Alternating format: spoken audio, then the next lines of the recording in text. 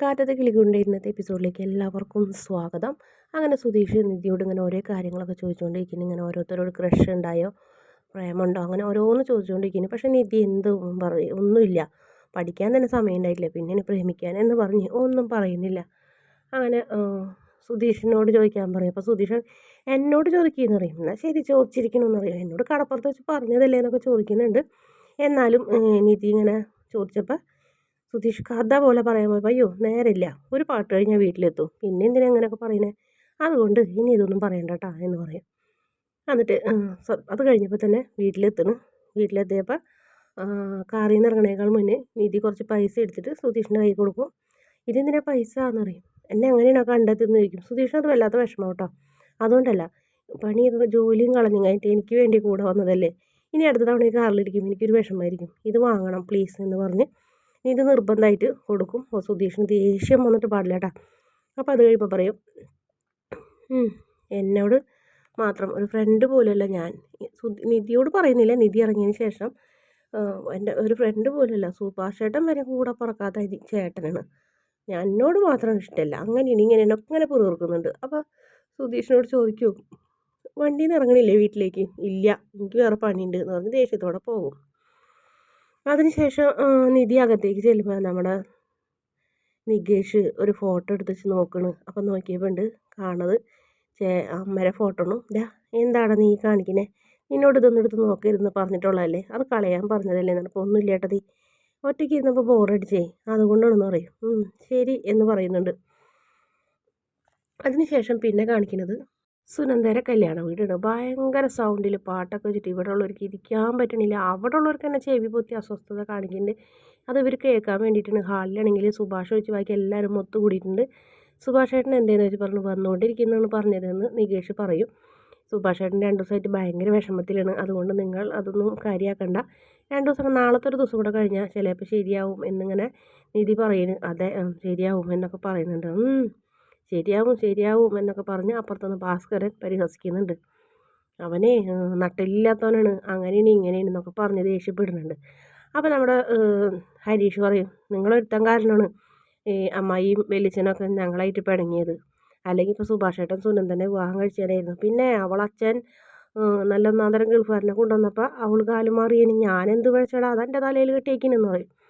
ഇങ്ങോട്ട് ഞാനുണ്ടല്ലോ എന്ന് പറഞ്ഞു. വേണ്ട സുഭാഷേ അല്ല നികേഷേ എന്നൊക്കെ പറഞ്ഞ് നികേഷ് ഉണ്ട് അപ്പോൾ തല്ലാൻ ഇരിക്കുന്നത്. അപ്പോൾ നിധി വേണ്ട അവിടെ ഇരുന്നേന്ന് പറഞ്ഞ് ദേഷ്യപ്പെടുന്നുണ്ട്. അപ്പോൾ ഭാസ്കരൻ വീണ്ടും ബ്രാൻഡി കുടിക്കുന്നു. എന്താ പറയുകയാണെങ്കിൽ ലൈമാന് ഒരു കുപ്പി മേടിച്ച് കൊടുത്തിട്ട് ആ കറണ്ട് അങ്ങോട്ട് കട്ട് ചെയ്യിപ്പിച്ചാനായിരുന്നു, അവരുടെ അഹങ്കാരം എന്നൊക്കെ പറയുന്നുണ്ട്. പിന്നീട് സുഭാഷിനെ കാണുന്നില്ല. അപ്പോൾ എല്ലാവർക്കും വിഷമം, എന്താണാവോ സുഭാഷിനെ ഈ നേരമായിട്ട് കാണുന്നില്ലല്ലോ, അങ്ങനെ അവരാകെ വിഷമിച്ച് ഇങ്ങനെ ഇരിക്കുന്നു.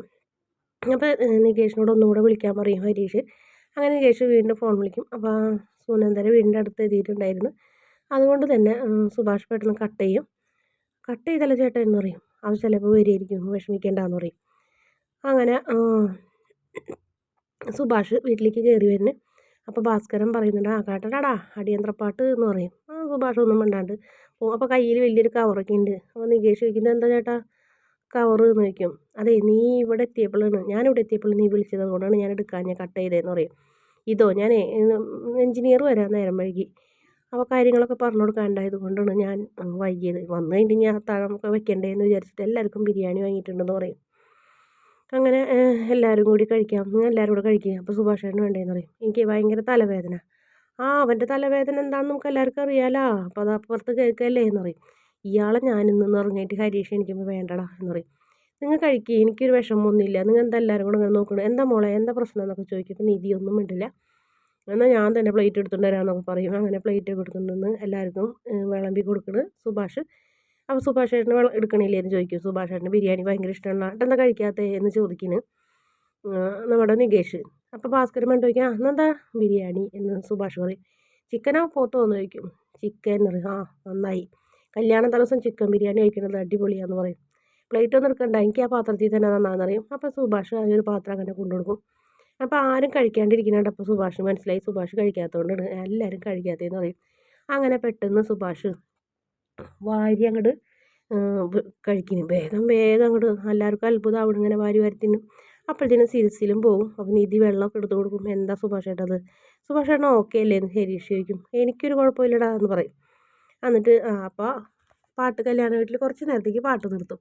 അപ്പോൾ പിന്നെ ഭാസ്കരൻ പാടും, മാനസമൈനൊക്കെ പാടുന്ന കിടന്നിട്ട് ഷോ ഇയാളെ കൊണ്ട് തോറ്റല്ലോ എന്ന് പറഞ്ഞിട്ട് അപ്പോൾ സുഭാഷ് പെട്ടെന്ന് എഴുന്നേറ്റ് പോകും. ആ പാട്ട് കേൾക്കുമ്പോൾ സുഭാഷ് പെട്ടെന്ന് എഴുന്നേറ്റ് പോകും. ഇയാളെ ഞാൻ ഇന്ന് കൊല്ലും എന്ന് പറഞ്ഞ് സുധീഷ് എനിക്കിപ്പോൾ വേണ്ട, അത് കൂടുതൽ പ്രശ്നമാവുള്ളൂ, അച്ഛനത് കഴിയുമ്പോൾ മാർക്കവും, സുധീഷ് ഒന്നും ചെയ്യണ്ടെന്ന് പറയും. സുഭാഷ് ചേട്ടൻ ഓക്കെ ആയിക്കോളും എന്ന് പറയുന്നു. പാവം സുഭാഷ് ചേട്ടന് ഇഷ്ടമാണെന്ന് പറയാൻ പോലുള്ള ധൈര്യം ഉണ്ടായിട്ടില്ല. ആ ഒരു വിഷമം ഉണ്ടാവും. നമ്മളെന്ത് ചെയ്യാൻ, നമ്മളെന്തെല്ലാം കാര്യങ്ങൾ നോക്കി. അവൾ സുഭാഷ് ചേട്ടനെ കല്യാണം കഴിക്കാണ്ടിരിക്കുന്നത് തന്നെയാണ് നല്ലത്. അവളൊന്ന് റിസ്ക് എടുത്ത് വരാൻ പോലും തയ്യാറായില്ല, പിന്നെ എന്തിനാ എന്ന് ചോദിക്കുന്നുണ്ട്. അങ്ങനെ അവരെല്ലാവരും കൂടെ ഇങ്ങനെ വിഷമിച്ചിരിക്കുന്നു. അതിനുശേഷം പിന്നെ കാണിക്കുന്നത് സുനന്ദയുടെ വീടിന്. സുനന്ദ ഇങ്ങനെ കരഞ്ഞുകൊണ്ടിരിക്കുന്നു. അപ്പോൾ അമ്മ വന്ന് പറയുന്നുണ്ട്, കല്യാണം കഴിഞ്ഞാൽ കുറച്ച് ദിവസം ഉണ്ടാവുള്ളൂ ഈ വിഷമം, അത് കഴിയുമ്പോൾ ഈ ബന്ധം നടക്കാതെ പോയല്ലോ, നന്നായി എന്ന് നീ ചിന്തിക്കും, അത് ഉറപ്പിടുമെന്ന് പറഞ്ഞ് സമാധാനിപ്പിക്കുന്നുണ്ട്. അപ്പോൾ കണ്ണുരുട്ടി ഇങ്ങനെ നോക്കുന്നു സുനന്ദ നമ്മുടെ അമ്മേനെ. അതിനുശേഷം നിധി അടുക്കളയിലേക്ക് വരുമ്പോൾ ഒരു നിഴൽ നോക്കിയപ്പോൾ പെണ്ണ്, അതായത് നമ്മുടെ സുനന്ദ രണ്ടും കൽപ്പിച്ച് അങ്ങനെ സുഭാഷിൻ്റെ അടുത്തേക്ക് ഓടി വരുന്നു. രക്ഷിക്കണമെന്ന്, കല്യാണം കഴിക്കണം എന്നൊക്കെ പറയാൻ വേണ്ടി വരുന്ന ഭാഗമാണ് കാണിക്കുന്നത്. വീഡിയോ ഇഷ്ടപ്പെട്ടാൽ ചാനലൊന്ന് സബ്സ്ക്രൈബ് ചെയ്യണേ.